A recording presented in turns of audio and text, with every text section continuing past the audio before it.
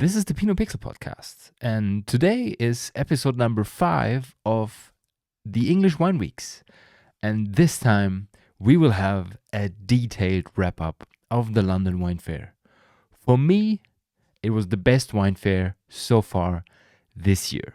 Why? We will talk about that in a second. But before we start the episode, I want you to do me a little favor. If you like what you hear, recommend this podcast to a friend.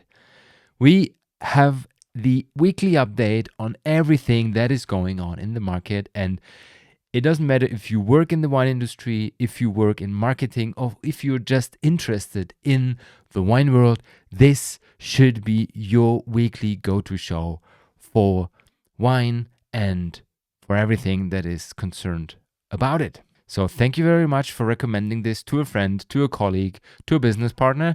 And right now we start with episode number 5 of our English Wine Weeks, the wrap up of the London Wine Fair in May 2024.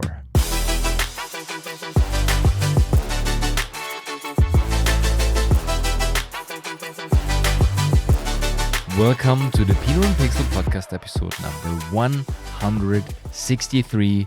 The 5th episode in our English Wine Weeks and the wrap-up of the London Wine Fair. For me personally, it was the fair of 2024.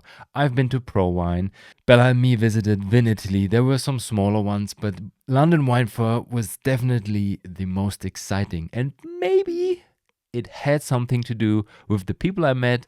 I met some friends I made over the last 4 years. Working with the English wine industry. I had my creepy groupie moment when I met Fergus and Lee from the Maker and the Merchant podcast, because this is my absolute favorite wine podcast, probably even my favorite podcast. I'm really looking forward to every single episode that comes out. And in the last 10 days, they had their Welsh Wine Weeks, where I learned a lot about Welsh wine. So if you haven't listened to this podcast, highly recommend it right now in this special moment. And I met those two guys. They're very lovely. They're very, very funny. So if you only know them through the podcast, meeting them in person is absolutely the same fun. In addition, I had 3 days at the London Wine Fair, and what surprised me in a good way was that I had the feeling that the people over there were way more optimistic, way more positive than, I don't know, at Pro Wine or also at Vin Italy. I mean, the wine industry has their issues. We talk about climate change, we talk about sustainability, we talk about the decrease in wine consumption, we talk about the increase and the oversupply we have in production. And it's the same for England as well, especially because England, or in general the UK, is one of those markets where so much is happening. Huge imports, huge exports, re-exports, and everything that is concerned about it. And nevertheless, I had the feeling that the people were way more positive. And in addition, there were about 10,000 visitors in total. And I had the feeling that the conversations were of very high quality.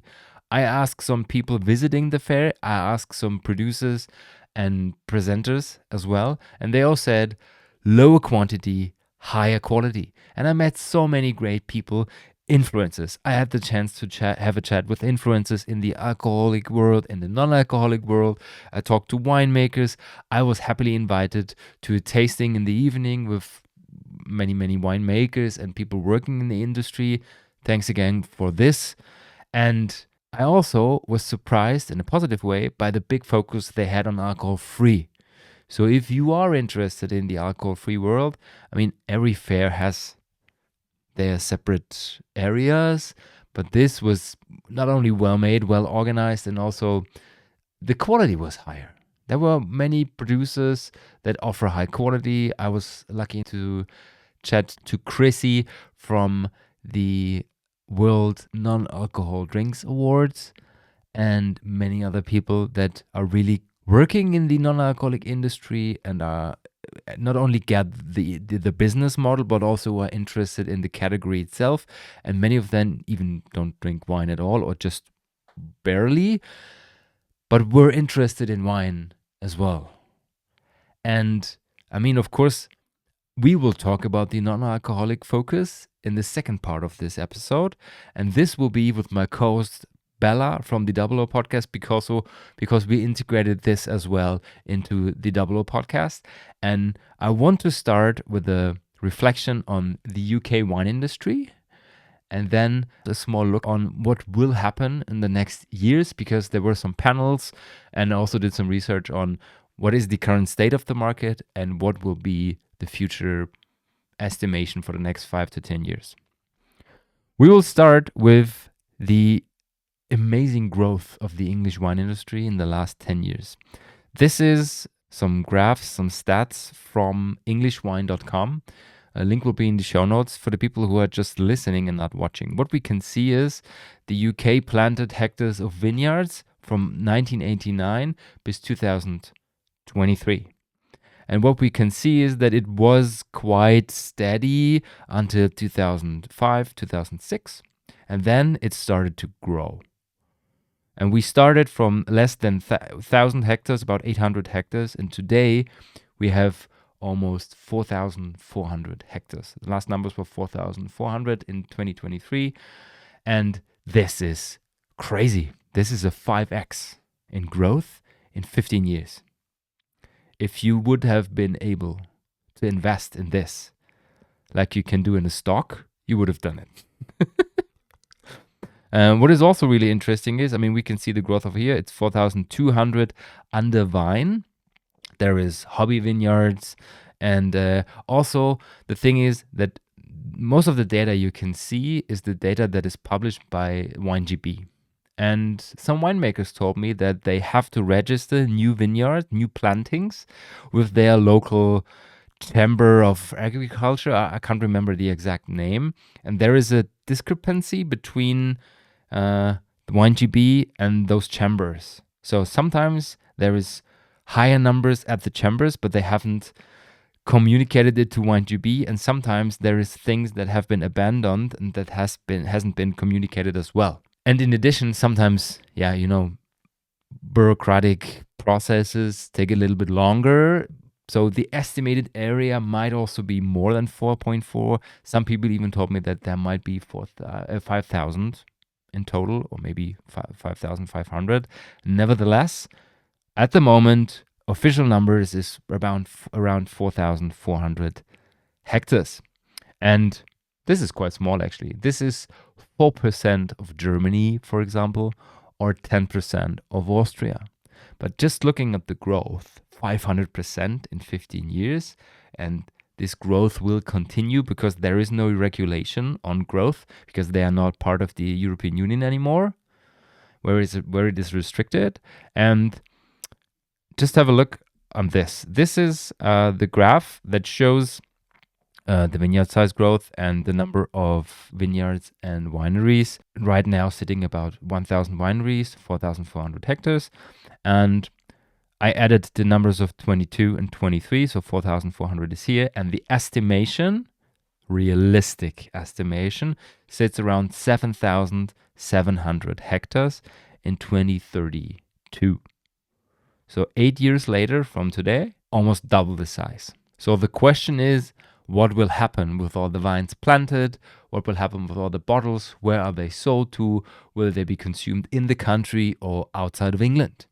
And what I really like is that WineGB invests a lot in communication, especially in statistics. And every single year, they have the industry report of the UK wine industry. And I guess I quoted this 3 times in the last 2 years of this podcast. And the 2023 WineGB report showed interesting numbers for sales and distribution. And I mean, we've talked about this as well. But compared to other countries, this is a bit special. Direct to consumer in England, so cellar door sales, website, online shops, stuff like that, is 30%. Average over all wineries, all overall producers. Then they have on-trade, 22%. So just direct to consumer and restaurants and bars is over 50%. And then they have off-trade, and exports sitting around 48 to 50%. So half. But what is more interesting, and this is a graph they recently added to the report, and this is super interesting for me to get a better feeling for the industry. It's sales and distribution numbers, but separated in the different sizes of the companies. So starting with micro wineries for less than 4,000 bottles, small, medium, large, very large, and then largest over 200,000 bottles a year. And what is really interesting that you see, of course, that the direct to consumer sales decrease the bigger the company gets, and the off trade sales increase with the growth of the companies. What is really interesting to me personally is that less than 12,000 bottles, there's no export. So everything is consumed within the country, or at least sold. Almost 50% account for direct to consumer for those little wineries. And those are the ones that carry the artisanal feeling, for focus on wine tourism, and they are focused on wine tours, wine tastings and stuff like that. And this also accounts for medium and large ones, where, for example, when you have a look at the medium and large ones, between 12 and 80,000 bottles, almost 50% accounts for wine tourism. So this is a big thing, actually.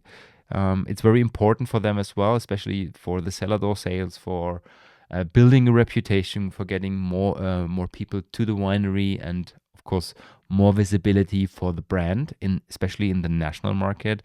And I had chats with some winemakers, with some wineries, and they all said, yes, we will focus way more on that. And little spoiler, this is one part of the future aims of the English wine industry, that they will focus on wine tourism way more than they already have. So this is looking on the production and on the English wine market, focusing on sales in the country and export. But now is the question, who are the competitors of English wine, especially English sparkling? Because we know 70% of English wine is sparkling. And we all know, at least we have talked about this, 150 times in the podcast, Champagne and Prosecco are the big players in the English wine industry. Champagne had a decrease in 2023, nevertheless accounted for 26 million bottles, 15% of the total exports. And this is a bit less than the US, but almost similar. The US had 28 million. So US and UK, 30% of total champagne exports, and the UK, 27 million bottles.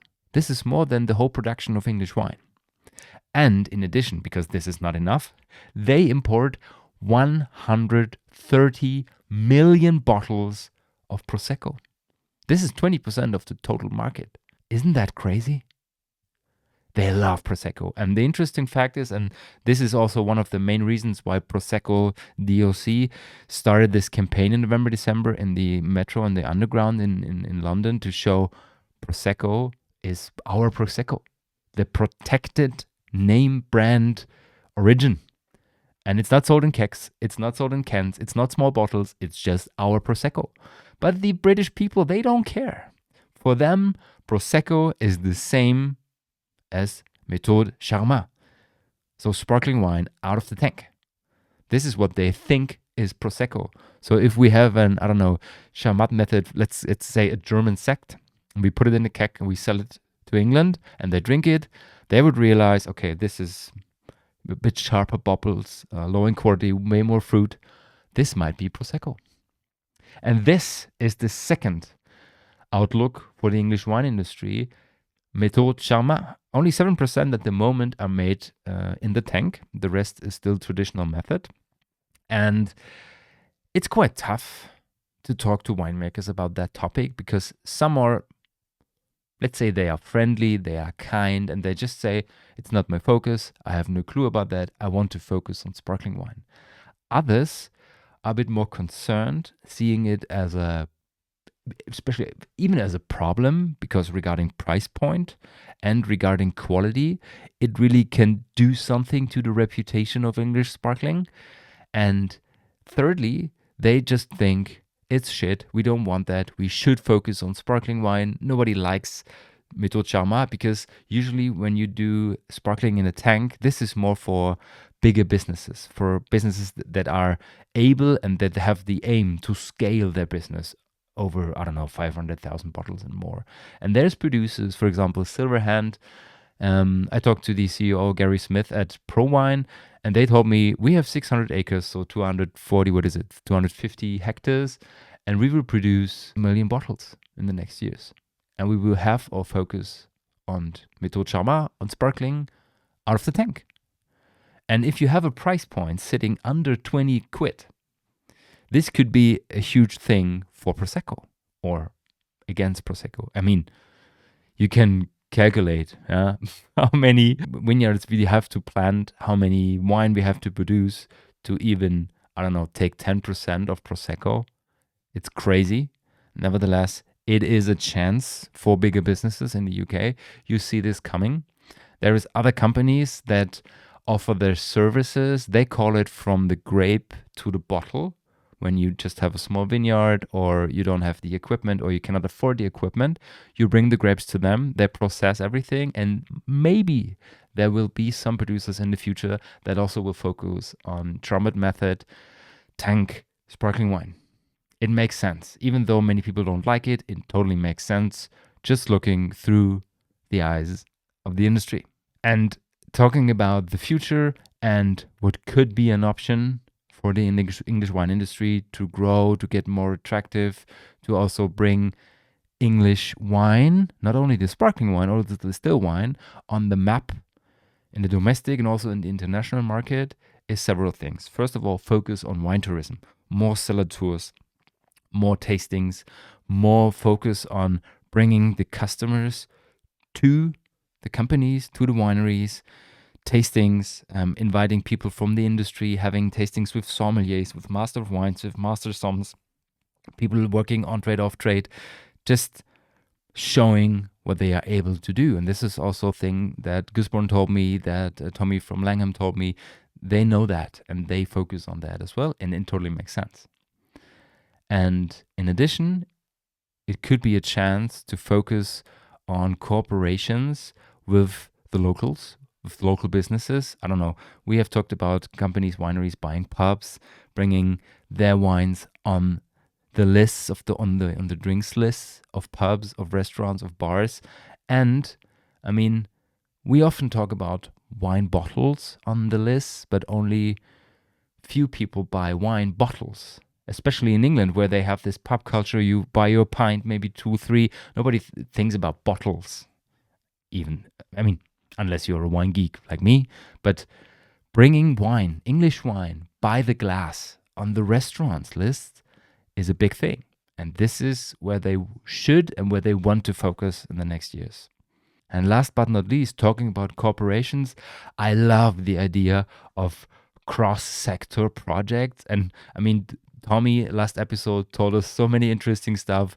The cooperation with the beer company where you co-ferment beer, so hops and grape skins together and have an amazing product. The cooperation where you add spirits to the wine to make a different product, so like fortified wine, stuff like that.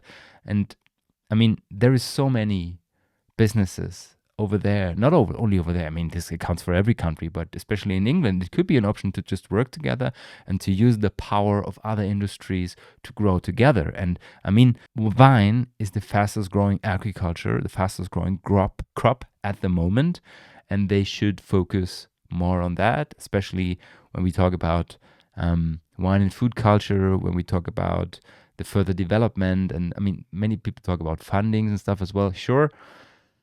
But in the end, we all are responsible for our own growth. And if me as an English business, as an English winery, if I'm able to offer stuff like that, to have resources for special projects and having my USP or maybe some more to offer, just not to be another good sparkling producer, this could be a thing. And we talked about the Welsh Wine Weeks from the Maker and the Merchant podcast, and there were 10, I guess, or 8, can't remember. There were many wineries, small wineries from Wales. Wales has what is it, 70 hectares in total area under vine. Nevertheless, there were so many producers and they all have their specific USP. Some make sparkling out of weird varieties. There is a Cabernet Franc, guys, in Wales. How crazy do you have to be to plant Cabernet Franc on a north-facing slope in Wales? And this could be crazy, but this could also be your USP. I mean, storytelling is the thing, and this is where they will focus, where they already focus, and I hope to be able to visit some wineries in Wales this year.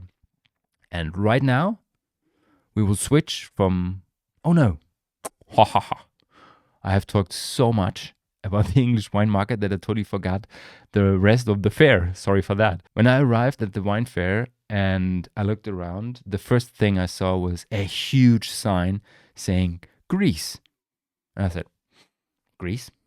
Seriously? Why that? They had a big focus on that fair. There were other countries quite representative with tastings, with small areas, dedicated areas. South Africa was super interesting. Georgia was there. There was a section for North America, the US, and Canada. I really enjoyed the tasting of the Finger Lakes wines. Dan Bellman was there, the guy for Finger Lakes. Thank you very much, Dan, if you're listening to that. It was a great opportunity to talk to you, and we tasted some really good wines from the area, some Pinots, some Cabernets.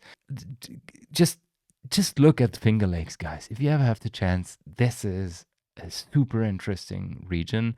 They have German varieties, they have Riesling, they have Savannah, they have Gewürztraminer, they have sweet wines, they have still wines, they have sparkling wines, and they have Pinot, and they have Cabernet Franc. That's crazy.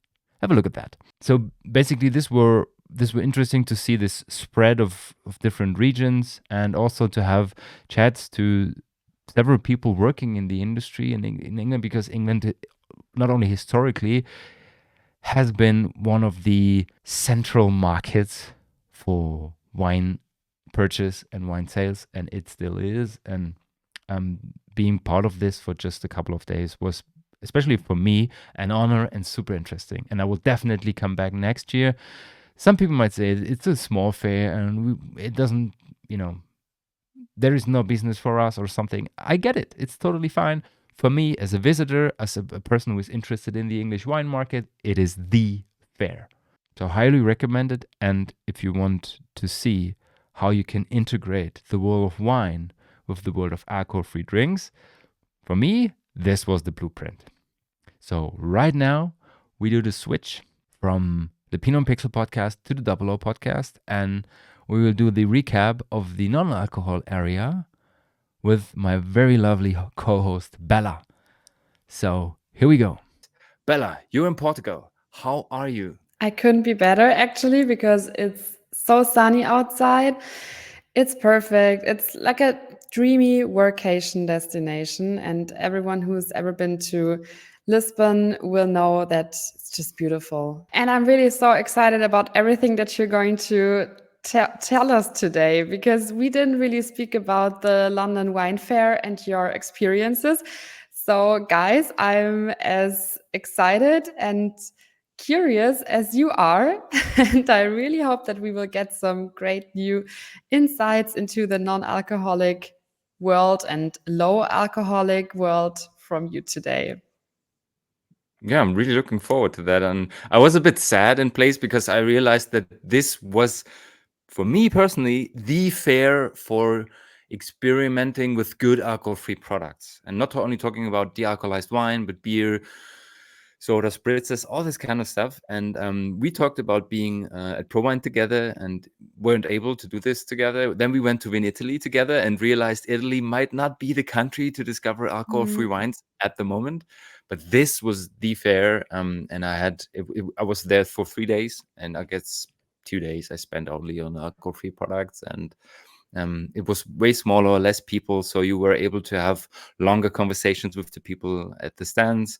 I met some influencers from the space, from the area, from Club Soda. I talked to Camille, who is the influencer in alcohol-free products. She started in 2016 talking about alcohol-free drinks and stuff, and many people of them are like down to earth, open-minded. They like to chat with each other. It's not this wine industry thing where you need your elbows and you tell everybody your house, your car, your boat, and whatever you have.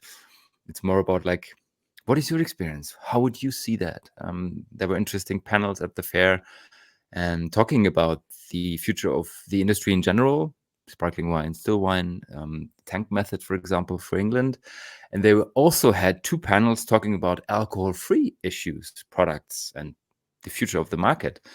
And that was basically the panel for me.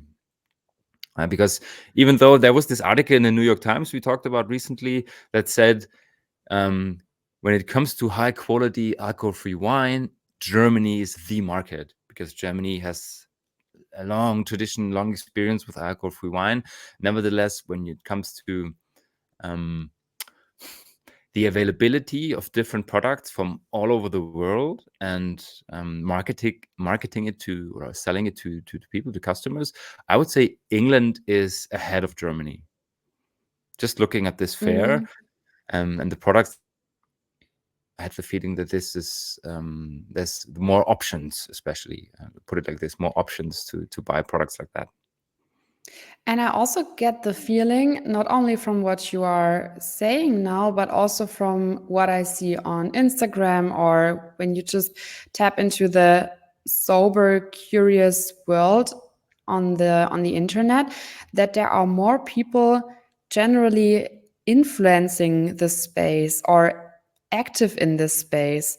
Why do you think that is? Is it maybe because the UK has also a history of drinking a lot, and therefore many people also discovered the downsides of drinking and then decided to do something against it or change their lifestyle and create a movement? Or how would you explain that? Maybe also from the arguments or reasons from those people on why they started their business. Generally, I would say that England is a market where much more is happening, where people are way more open-minded towards products such as bag-in-box, cans, different sizes of bottles, and also not super romanticizing specific products. I mean, they love wine, but in a different way. They have a different price range, and the access to, let's say, the lower price products, not only in wine, but also beer and spirits, it's much easier, and they don't combine it super high tradition, high sophistication. So when you look at wine, of course, I mean, England usually produces high quality. I often compare the region of England to Alto Adige, where you say at least you have a general quality level, and then only up, and there is no shitty stuff, at least at the moment. Fortunately, it stays like that. But when it comes to the customers, they are interested in cheap beer, in cheap wine, and in cheap spirits, and they drink a lot of that. And of course, they had an issue with alcohol in the last years, and they still have. When you listen to people in the industry, nevertheless, it's easier to put products without alcohol in the market because of the issue, because the people are more open-minded, they want to try out things. I have the feeling that they are more curious, and that Mm. the people entering the market, like companies, startups, they can be braver compared to traditional markets such as Germany, where wine is still seen France. as the super fancy product, or France, where you need a cork on every shitty €2 bottle. Yeah, or in Italy, where if it doesn't have at least 10 alcohol, nobody is interested in it. It's there. England is just a better market, and of course, they also are more into this D2C thing. They know what a wine club is. They are interested in having subscriptions on drinks, not only on wine, on beer, but the biggest clubs in Europe are in the UK. Wine 52, beer 52. I don't know. I guess the beer club has 100,000 subscribers and the wine club 40,000. And then there's other clubs. You have Club Soda, you have the Jomo Club. So this is focused on alcohol-free drinks, and they have hundreds of people that are subscribed to those products because people know the concept, they understand it, and they are also willing to pay euros for a kind of a surprise package that you receive every single month or every 3 months or whatever. So there's more Mm, chances. yeah, but but it also takes time to build that trust Sure. in the products. And what I also found was that there are a lot of these communities or brands that are also selling merchandise, so caps and tops and bags, which is really cool because then you identify with a certain yeah, movement or thought, and you have a large group and you belong to that group, which is what the human nature is always longing for. Yes, and this is also something when you look at Germany, Austria, I don't know, Switzerland, maybe. Let's say maybe focus on the German-speaking countries. Merchandise for them is either allocated with super famous brands. I want to show that I love, I don't know, Nike, Adidas, whatever. Or you need like funny printings, like I don't know. I guess only a few people would be interested in wearing a shirt of Pinot Pixel podcast. But if it would say a glass of wine every day keeps the trouble away, people would buy it probably. But this is less merch. It's more about like fancy shirts. In the US and also in the UK, you have people that buy like sweaters where you just have the brand logo on your I don't know, on the chest or on the back or Mm. whatever, for 40-50 quid, because they just want to show I like the place, I like to be there, I like to identify with them. And this is different, at least at the moment, to Germany. I talked to some winemakers last year in Indiana. It's not a region that is quite famous for their wine growing in the US. And there was this guy with a garage winery, and he says, in good months, I sell 50 sweatshirts. This guy has But 8,000 bottles a year. but is it also maybe because the quality of the garments is really good? Because I actually, mean, if I find a sweater that is just very fluffy and nice to wear, then I also basically don't really care what's on it. And I mean, yeah, for example, the brand, it's a very um yeah, common example, but Deus Ex Machina from I don't even know where they were founded, but they created such a huge movement just with their nice t-shirts and yeah, merchandise. It really created hmm. this reputation that everybody wanted to be part of it.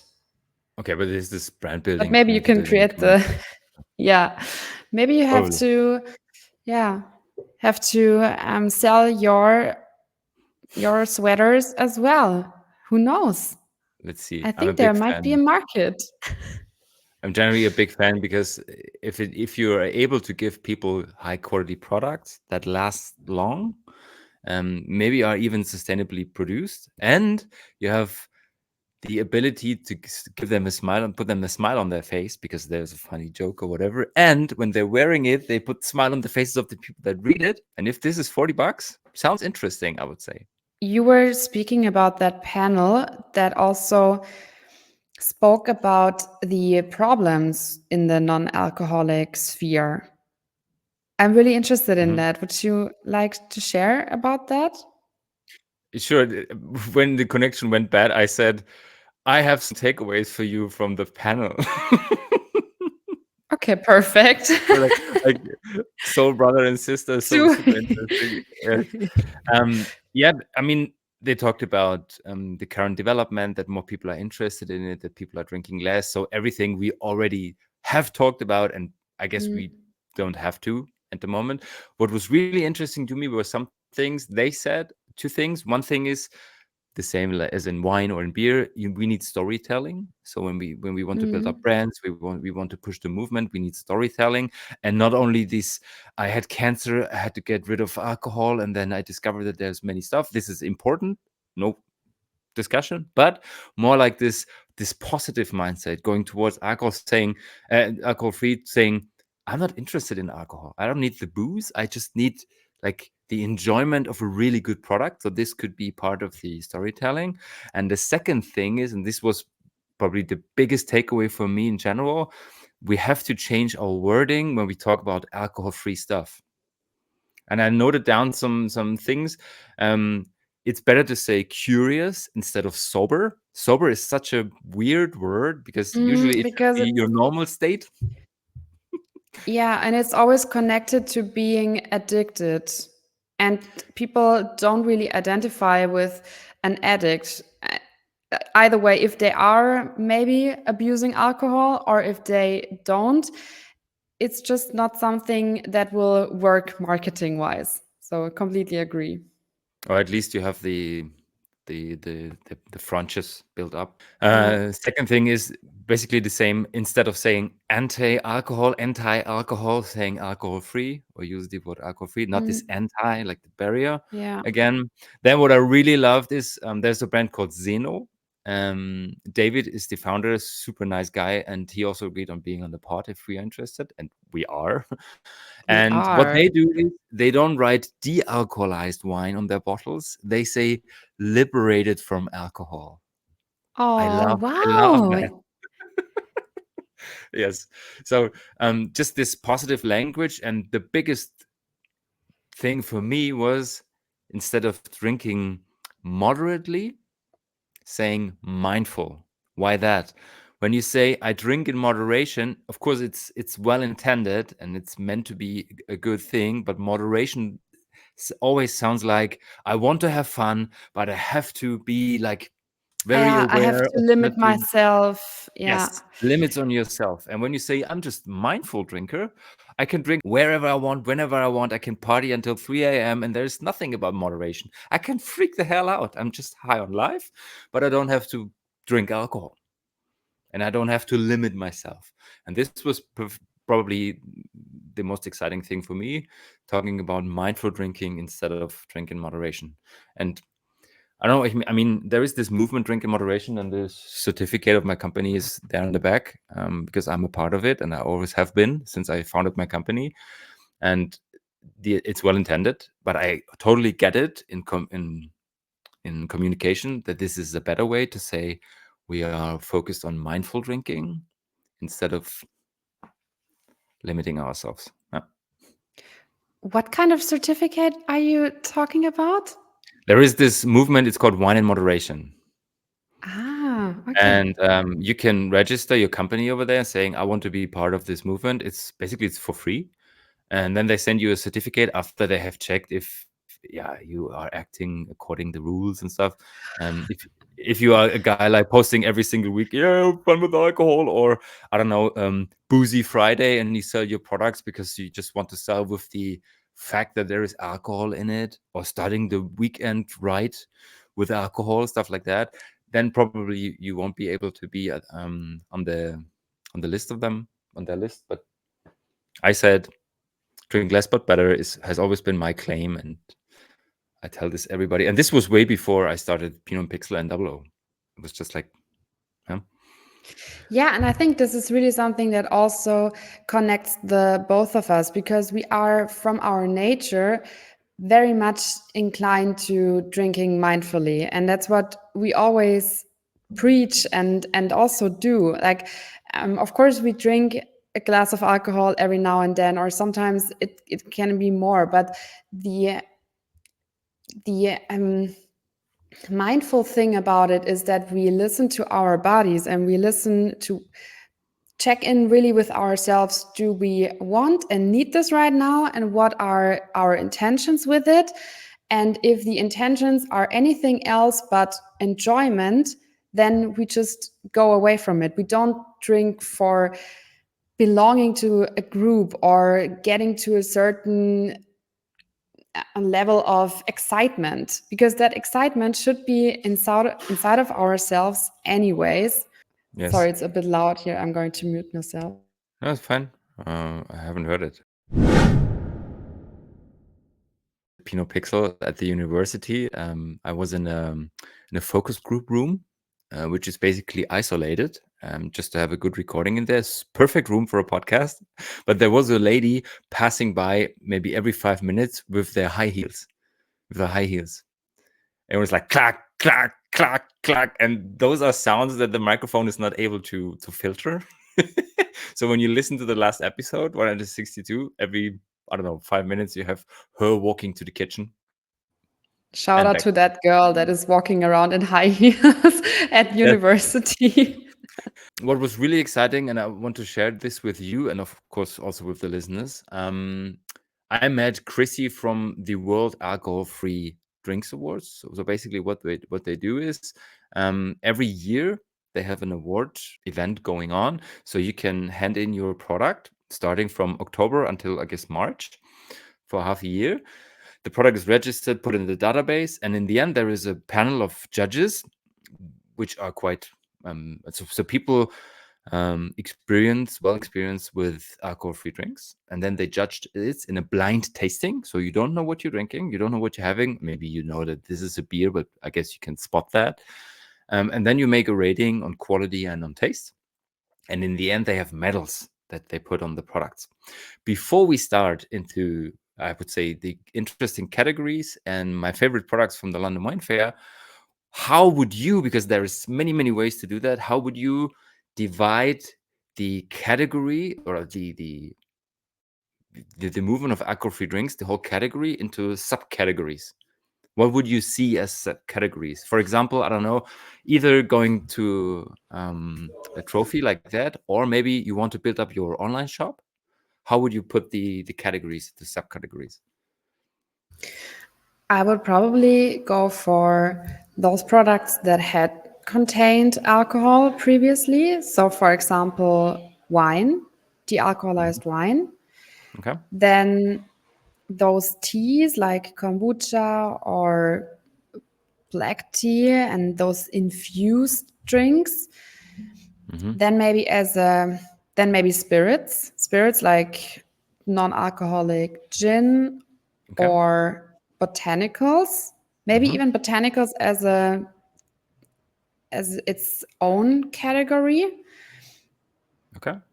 And beer would probably its own category. So beer, Non-alcoholic wine, spirits, and tea. botanicals. Yeah. And And those botanical is infused, as an extra category?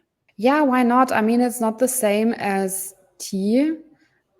And maybe I would put those lemonades and stuff that is just like infused water. Maybe I would put that one into the category of teas because it's all probably water based and something is added.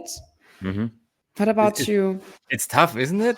I struggled exactly the same way because there is hundreds of possibilities to do so. And what I discovered is the deeper the people are into the movement, the category, the nerdier the shop is.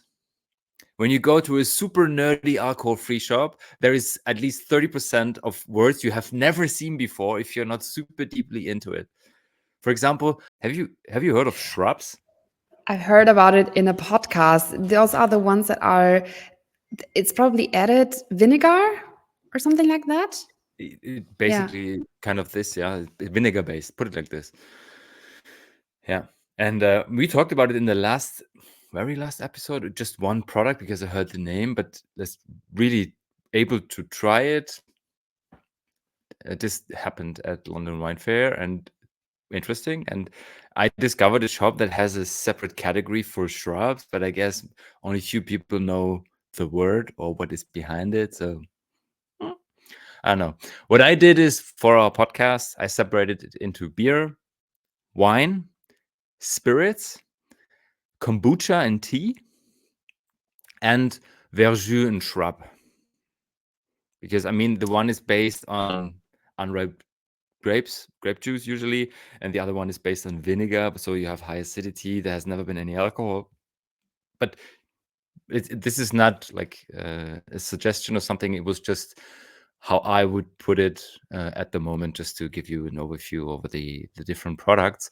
And when we just have a look at the results over here from the alcohol-free awards, they separated into alternative to wine. So wine, beer, cider, meat is one category. Then functional drinks, bitters, kombucha, kefir, tea is one category. Ready to drinks, of course, so cocktails usually in a can. Then shrub is an extra category. Spirit, liquor, aperitif.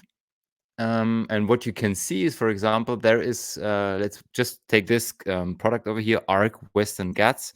It's called wine and alternative to wine. I don't get the difference actually, but okay. But sometimes there is something called alternative to wine, and I don't know. We have something where we can show functional drink and spirit, for example. It's over here. But yeah, I guess it will take some time to figure out well, how the categories might be good for, especially when you look at your peer group, at your target group, on online shops or in offline stores, whatever.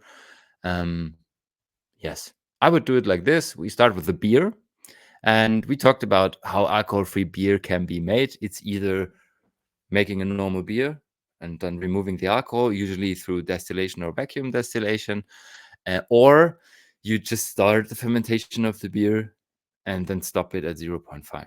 And of course, it's more difficult when you have an existing brand. Everybody knows, I don't know, take one beer brand in the world, Guinness, for example, because this was very present in England. Everywhere is Guinness. And then you try to make a Guinness, remove the alcohol, and have an alcohol-free Guinness, I don't know, sitting at 0.34, whatever, that is, taste-wise, exactly the same. This is tough. But saying you get 10 beers on the table and people ask you, what would you consider as a beer? I would say 8 out of 10 won't be able to find the alcohol-free beer, because having two, three sips of a product that should taste like beer, um, it's my saying over here is tough to tell the difference. Alcohol-free beer, for me personally, is the product that is developed the farthest and the most at the moment. So you have the possibility, and this is what happened the last 30 years, to convince people of there is really good alternatives. And what is coming up right now is you have, I would say, flavored beers that are more in this either stouty, so very creamy, malty, coffee flavor area, or heading towards this IPA, so tropical beers and stuff like that. And my And favorite product, sure. did you find a difference? Were you able to find a difference between those two processing methods that you just mentioned? So one being the one where you take out the alcohol of the existing product, and the other one not even letting the alcohol develop fully.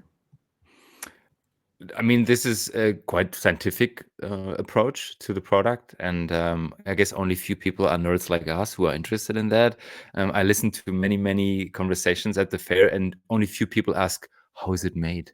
It's more like, where's the company from? What ingredients do they use? Do other people like this as well? How expensive is it? What does it cost? But only few people like me ask, oh, how is this made? Is this vacuum distillation? Is this reverse osmosis? Can you tell more? What is the pressure level on the bottle? And usually even the people working for the brand are like, Jeff, I need your help over here. We have a nerd. So basically what And I they wanted to just say, disappear. yes. And you know that I do the trip every single year to England, and I thought about including an alcohol-free brand to the trip. So when we are looking for wineries, we are visiting wineries in November. Maybe it would be interesting to visit an alcohol-free winery, brewery, whatever. The problem is usually it's just an office, because the products come from, I don't know, Germany, Spain, South Africa. They're produced somewhere else, and just the office, the distribution happens in the UK. So the people on the fairs usually know the product quite well, but not regarding the quality, or they don't want to be transparent, which is totally fine, on the product itself. So it's quite tough to spot, especially with the bigger brands. Nobody talks about how an alcohol-free Guinness is made. It's just like, this is the experience. This is the alcohol-free experience. By the way, there was no pub I went to that was able to serve the Guinness 0.0. I would love to try it, but wasn't available. I would try this again. So basically, it's tough to find out. I asked for several products for this one as well. and when you try to find it out on the internet, it's tough to figure out blogs or even the descriptions talking about it. This is Ilkley Brewery from England, and what you can see is alcohol-free milk stout. So powered by beer means it has been beer, I guess, and then de-alcoholized and then stuff added. And when you look at the list, uh, where is it? Here, alcohol-free milk stout is the style. So basically, it's like maybe it's like a latte And from it the just means that it's, what does the word milk have to do with it? Is it just the appearance and that it's creamy like milk, or does it actually have milk in it? Because it sounds like it does. Yeah, I'm just looking at I guess there I'm is talking too at much. least milky stuff in it because it says it's not vegan friendly. They have hops in it, they have malt in it for sure. Yeah, it's aromatized with coffee, and this is basically the base taste, the basic taste of it. I really enjoyed it actually. It was Mhm. very creamy on the palate. My tasting notes. I have my tasting notes ready. Let me check. Where is it? Alcohol free. Yeah, it was coffee, milk, juicy, creamy, slightly sweet.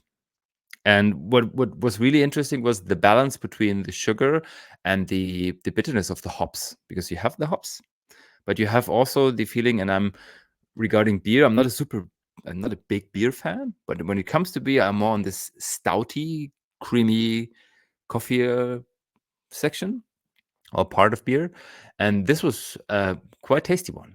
I really like that. The interesting thing is they recommend it with pies or oysters, Yeah, I just and I wanted would to say say that those two things are so far apart. You, of course, ate it yes, with especially oysters. when you think, but maybe in England it's a bit different. No, I'm not a super big oyster fan, but I heard the story of English people eating oysters in a different way. It's more like fried oysters, Oh, so of course, they it's are, I would fried. say, fuller bodied. Oh, I would say it's okay. fuller bodied. I don't know, maybe with this one. And they have great pies in England. I discovered a very, very good one. It's called Cornish pasty. It looks like a half circle, like half a moon. Like basically, it's a calzone, but as a pie, and you can fill it up with everything. It's basically you can do this in a vegan way with curry, for example, with chickpeas. You can do this with meat. This is the traditional way: meat and potatoes. So it's meat in your face, potatoes in your face, carbohydrates in your face. This is that size, 2 meals in one portion. It's crazy. And then And then beer, they drink this is the mindfully. love. Yeah, sure. Alcohol free. So, I mean, I had some excursions on English food culture, and even though you think that there's only crappy stuff, they have really good stuff. And Cornish pasty was definitely one of the best discoveries during this trip.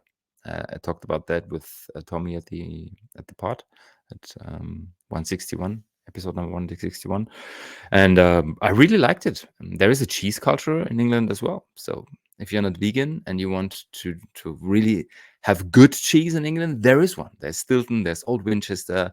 I had smoked red Dorset, the best cheese I have had so far in England. And when you have an alcohol-free product that has maybe some bubbles, that is high in acidity, maybe big, fuller bodied, it could work. Yeah. So beer-wise, this was definitely my favorite. There were some IPAs as well at the fair, and if you want to have generally not talking about beer, but if you want to know which products have been at the alcohol-free world, at the alcohol-free drinks awards, then just have a look at the website. The link is in the show notes, and then you can filter yourself Do you through have a the list. favorite Klaus shrub? also. Oh yeah, I do have. Because I mean, I'm a nerd. The order is a bit different. After beer comes wine, then the Okay, let's spirits, go with wine then first. kombucha tea, and then shrub. Okay, then let's go Wine, with I your mean, order.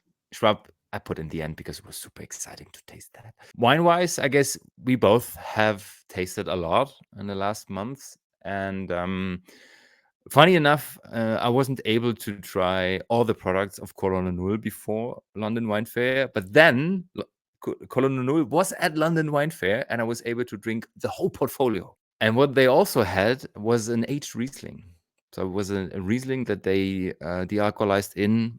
Let me check. This is unprepared.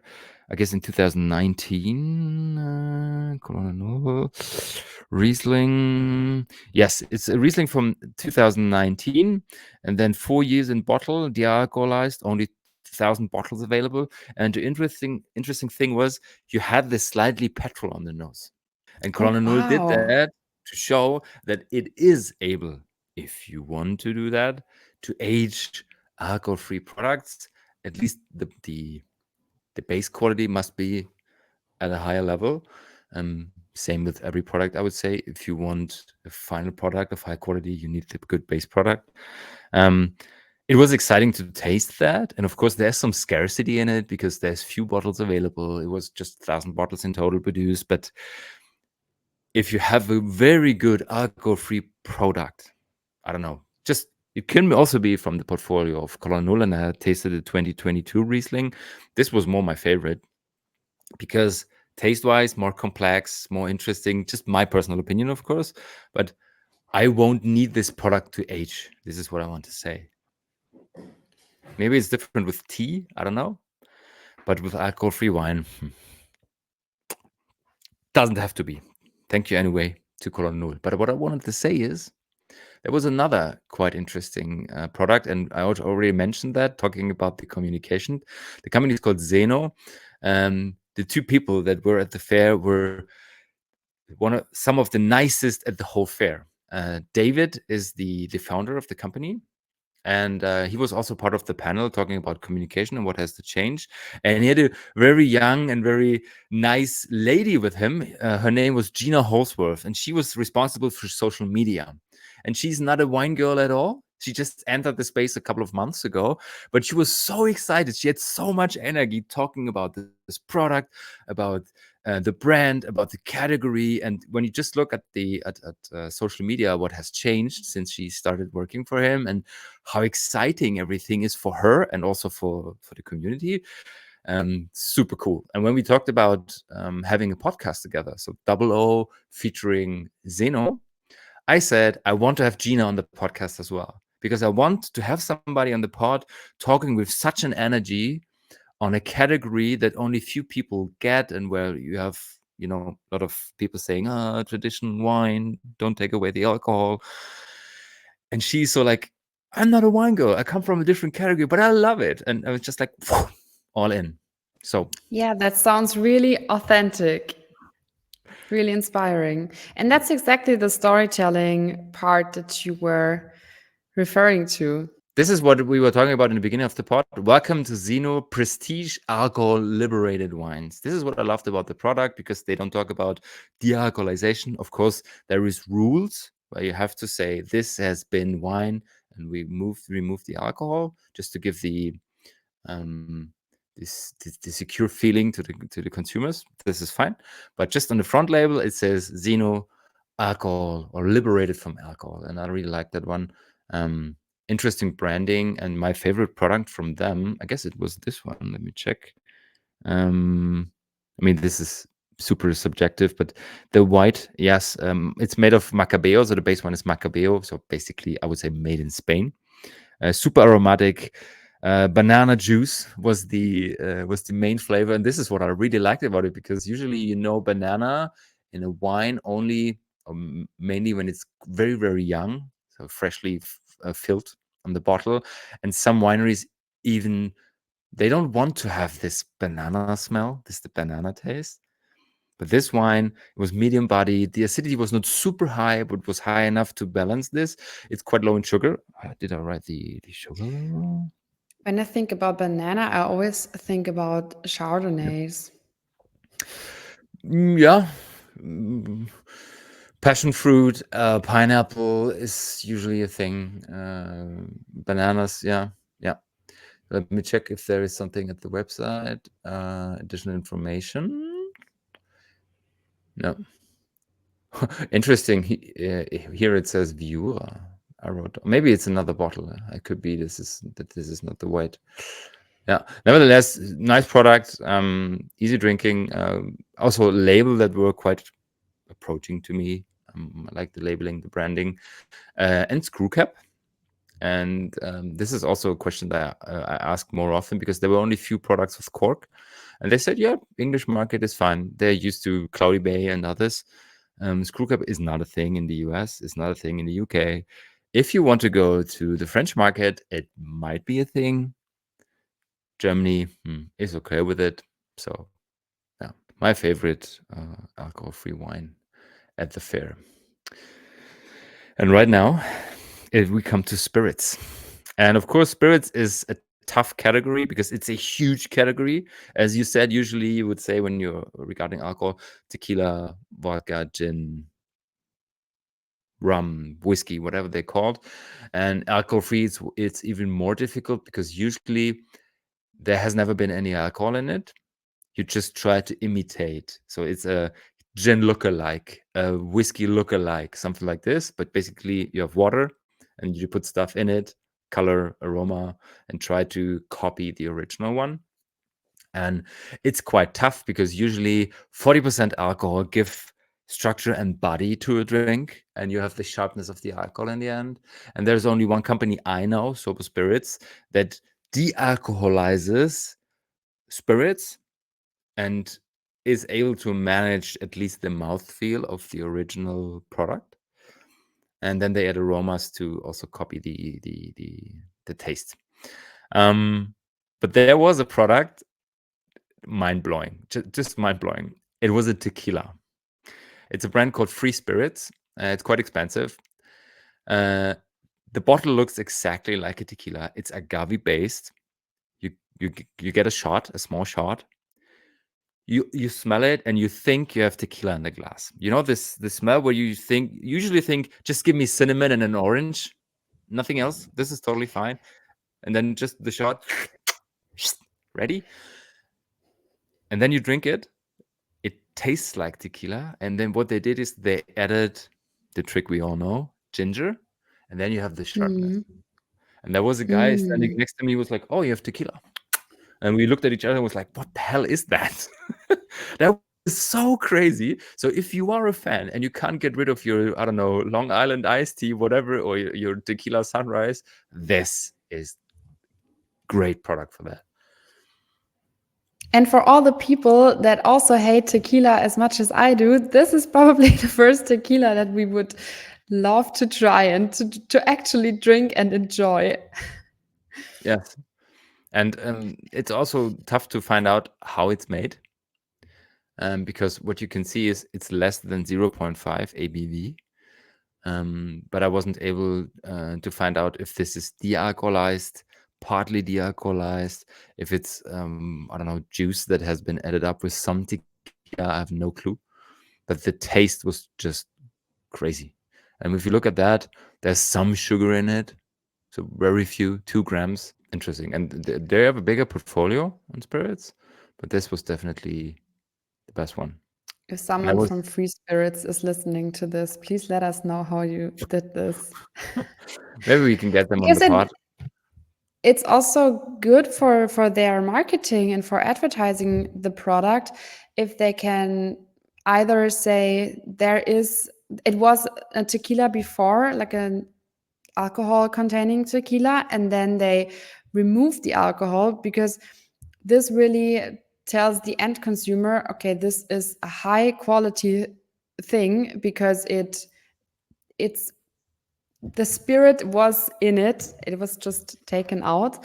Of course, you can argue that it's a lot of resources that are used to remove alcohol, but on the other hand, I think for the consumers, it's a bit of a more valued feeling to have a drink that is not just infused water and then they pay 37 bucks Yes, for it.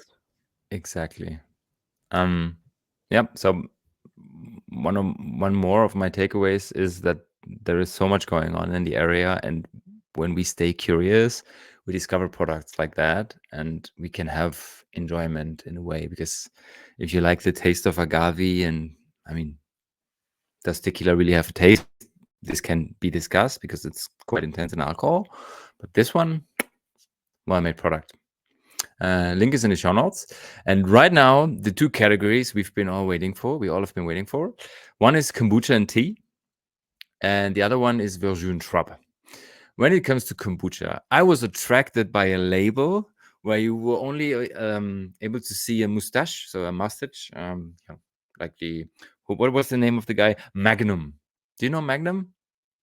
Wow, what a cool name. It looks like a You, movie. It sounds like a movie character. you don't know him? Magnum? It was a series from the 80s where this guy was driving around with his car wearing the mustache. I'm a Um, 90s girl. it's okay. But why am I telling that? The brand is called Kombustache. It's a French brand, so it's a combination of kombucha and Yeah, mustache. yeah, The owner, thanks. I guess, has a mustache. So kombustache was the product, and I was also able to taste this at the stand of the Alcohol Free Awards. It's called La Perle Noire, so the black pearl. And it was a super interesting product because it was not only this, what you might know from kombucha in general, but it also had like a touch of vegetables and smoke. I mean, look at the color. I don't know if am I able to? Yes. Look at the color. It looks like coffee. Yeah, it looks a little bit like the beer that you showed in the first category. Yes. And And it was how sparkling. and in terms of sugar? It's 40 gram, so it was quite okay. 4 grams per 100. Um, my tasting notes said it's creamy, it's black tea, basically. So 40 grams of sugar, Ah. slightly sweet, medium acidity, but in a good balance. Caramel flavors and smell as well. Super like this roasted caramel, what you might expect from what is it called? The crème caramel, flan? No, not flan. Oh, Flan is the yeah. frosted cake. Crème catalane or cream caramel. Yes, and it was for me personally. This is a wine and food, or no, sorry, a food pairing product because you have such a variety of aromas. You have some acidity, you have some sugar. So at gastronomy, I don't know. It doesn't matter if it's a whole meal with vegetables with meat, so a heavier meal, or as a dessert pairing or something. There's a lot of ways I can imagine that product to go with gastronomy, and it's well made. The branding is really good. And of course, it stays in your mind, even though you might not be familiar with French wordings. But combustage, combustage could work like that. Yeah, especially if you are at a very nice restaurant and you have 7 small courses, and every of these courses is accompanied by a glass of anything, like either wine or non-alcoholic products. And maybe you just want to have that balance, maybe you have to drive afterwards, then it's so lovely to have the option of having something like this to go with your dessert. Or maybe this would also pair with the oysters in the UK. And as a gastronomer, you should just offer both of this and not yeah, just don't give the people the feeling that one of them is less good than the other, because this looks like a product that is so well thought of and conceptualized and then executed that it's, for me, it's basically the same quality but without alcohol. And yeah, maybe some people are just drinking because they want to have this feeling of booziness. But if you are just in a restaurant or at a diner experience to really enjoy it, then yeah, open up for these kinds of products. And as I said in the last episode, to me personally, looking at gastronomy, the kombucha and tea category is the most exciting one because there has never been any alcohol, or maybe only a very low percentage according to the tea fermentation process. But it's for wine and food pairing. It's a super exciting product, and Yeah, usually you because have a they have palette like that. tannins. Yeah, Yeah, they they have have tannins. tannins. They have so many aromas, like the complexity that you always look for in a wine that Exactly. can be easily found in a kombucha or in a tea. Yeah. And though there are the other ones, I was only able to taste the left one. By the way, it was a super interesting concept they had. They were there for 3 days, so the World Alcohol Free Awards, and every day they had other products to taste from the products that have taken part in the competition. And on one day there was La Perle Noire, and I really love that, and it's quite similar. I mean, it's kombucha based, tea based, but it reminded me a bit. Also, when you look at the portfolio they have, I'm currently showing with the three different styles, I would say it reminded me of Saicho, the one we had in the show last week, where you have the entry level easygoing thing as an aperitivo, then you had the more powerful one in the middle with the smoked tea, and then you had the jasmine flavored one for the desserts. So basically, you can suit a whole menu at a restaurant with a high quality product where you can also sit together with people like us and just chat about it for 15 minutes if you want to. For restaurants, gastronomy, food pairing, really cool. And of course, also because the Alcohol Free Awards were giving us all this kind of stuff to taste, this was my shrub.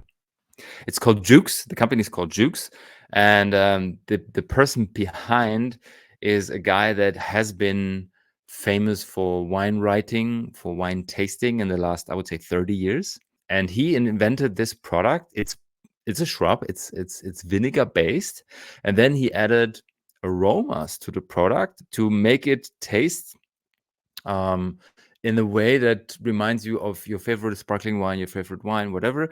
Yes, at the moment, it's three products. It's Juice 1, a sparkling white. It's the sparkling red, Juice 6, my favorite product. And Juice 8, the sparkling rosé. So this is the sparkling category.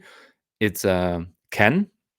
So basically, it's a base product, and then you add some CO2. Super fresh, super aromatic, the complexity layer were there, so this guy knows what he's doing.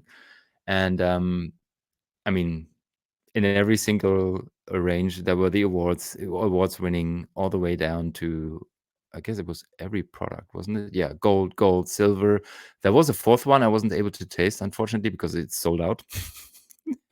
It's a sparkling Pinot Noir drink, and you can imagine how sad I was not to be able to drink that. But yeah, super interesting product as well in can, made for gastronomy, of course, also for B2C, but made for gastronomy as well. Yeah, and this was a product that reminded me a bit of light, fresh reds, light, fresh whites. And the branding, for me, on point because it It looks looks like so quality. cool.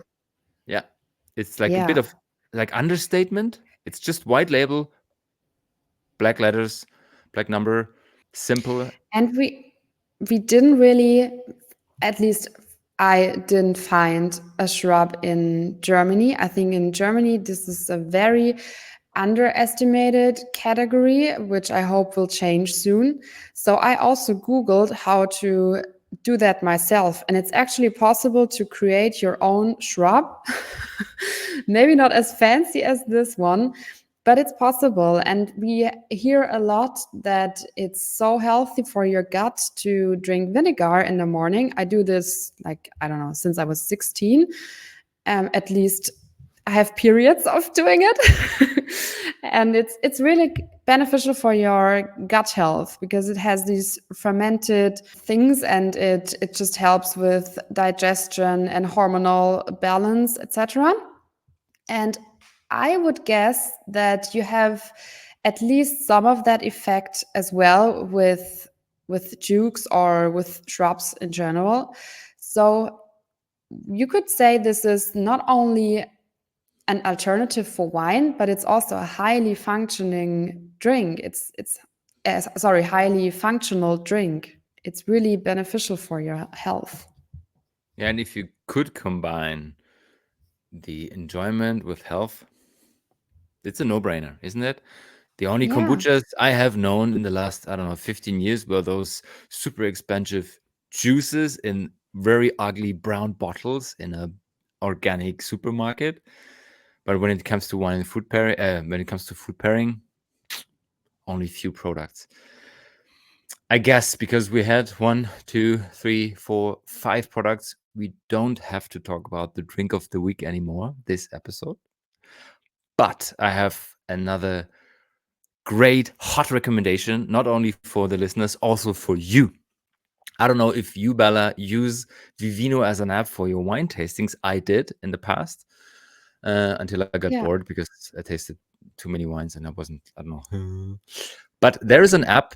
It's called Better Without, the world's first app for alcohol free discovery. So, what they basically did is they took the idea of Vivino, rating wines, looking for wines, where to buy them, and combined it with the latest news of the industry and the places where you can just have them. I don't know, restaurants, bars, bistros. Yeah, because that is a very important part because it doesn't really help you to just know, oh, this product exists because look at how many products we are knowing of, but we've never tried them just because they aren't available in Europe. And Yeah. also this app is currently only available in the UK, USA, Canada, and Australia. But It's hopefully available soon, everywhere. Only the fact is, if you want to buy something or if you want to yeah. discover where to buy it in a shop or in a local restaurant, they only have places in those four countries: UK, US, Canada, Australia. But I downloaded it, I tested it. There's many drinks available. You can rate them. You can just have your notes on it. You can read the latest news, like we have in our No Booze news. And one day, maybe your country will be there. And until then, just enjoy what's on there. So you can download it, even though you're not living in one of those four countries. At least I was able to. So it should Yeah, I work. will definitely do that. Yeah. And I like the app more because it doesn't get on my nerves to buy wine every single second. And this what has changed with Vivino, unfortunately. Do you know how But they I make mean, money? them, I don't know. Maybe there is a Okay. provision model behind it, and sometimes it's advertisement. I have no clue. Maybe they also are heading towards something different, but I really enjoy what I've seen during my research, and this has been maybe 2 hours. But I will do some tasting notes, and there is a reward system behind it. I don't know if you have rated 5, 10, 15 wines, whatever. And this is what kept people engaged at Vivino. So why shouldn't it work at Better Without? And I like the name, by the way, Better Without. Yeah. I really like it. How many recommendations or ratings did you submit to Vivino? Like, what's your status there? It was a couple of thousand, and there was a time where I Wow. was placed, what is it, 13 or so in Germany. But it was I had during the no busy time. idea. Yes, there was busy times in wine tastings during, when was it? 2019, when I studied international wine marketing and WSET in parallel. And I mean, you go to a fair, you have 50 tastings, you take down your notes, and then you add up what you'd have in the restaurants and private tastings. So it was a lot. And it's great because, on the one hand, it helps you to remember what you tasted. And on the other hand, yeah, Yeah. people are able to follow you. And if they like your taste or they find your taste very objective, then it's great. What's your name if people are looking for your profile on Vivino? Um, Alexander Gottschalk, probably. Yeah, probably. Okay. But there's just one. My name is not super popular, so if there's a guy with, what is it, 2,500 recommendations or so, reviews, then it might be me. But I'm enjoying more this one, and there's a list on my desk over here with. Look at this. This is all the reviews I have. I still have to put somewhere to remember then, because I'm not good in paper. Yeah, But and that way you can access it from everywhere. Great. Yeah, you'll Yes, probably be number one, number one ambassador and submitter of recommendations on Better maybe. Without Power Yeah. User. So if you're interested All in right. discovering your next wine, give some reviews on what you drank. This might be your app. Unpaid advertisement, by the way. We haven't paid for we haven't been paid for anything we talked about. Just some discovery at London Wine Fair. And sorry to say that, Bella, once again, but go on the website, look at London Wine Fair 2025 because we have to go there. Next year, definitely. Yeah. Maybe you should book the flights now. Could be an option. Yeah. Okay. All right. Thank you so much for that wrap up. It was a lot of talking for you, but I really enjoyed it. I hope listeners enjoyed it as much as I did because it was really, really insightful. It was great to hear that UK is so much on the forefront and that we can learn a lot from UK and take them a little bit as an example because yeah, in Germany Shrubs should be available everywhere as well. And it's just an outlook of what is possible because it's so close. And I would love to see Germany being on that radar for everything as much as US and Canada and UK is. And that's what we are here to do. And the thing what we didn't talk about is the availability of products like that at a specific quality level in supermarkets, in retail. When you go to a supermarket in Germany or in Austria, there is just the super entry-level stuff of the bigger brands between, I don't know, 3 and 8 euro maybe. But when you go to supermarkets such as, I don't know, Waitrose, for example, in England, you have high-quality alcohol-free products between 15 and 25 quid. This should definitely be a thing for Germany. And I mean, I'm discovering it right now that some of my customers are interested in building up their alcohol-free portfolio because they see the business opportunity, they see that something is going on and that gastronomy is interested in those products. Looking forward to it. Me too. Yeah, I'm just thinking about the probably different distribution between how gastronomy and end customers get their booze-free products in Germany and in the UK. Maybe in Germany, it's much more the online shop of a specific product or shops that are specified on either drinks or shops that sell organic food. Those are sometimes the only shops where you can easily get those kinds of products. And it was also the same, and not the same in the Netherlands. In the Netherlands, I think they were also much more open to have those products available in basically everywhere. So Germany, look out for the other countries. It works there. It will also work here. We'll see. So thank you for your time. Thanks for joining from Portugal. Enjoy your stay over there. And guys out there, have fun. Have a great week. See you next week, Monday.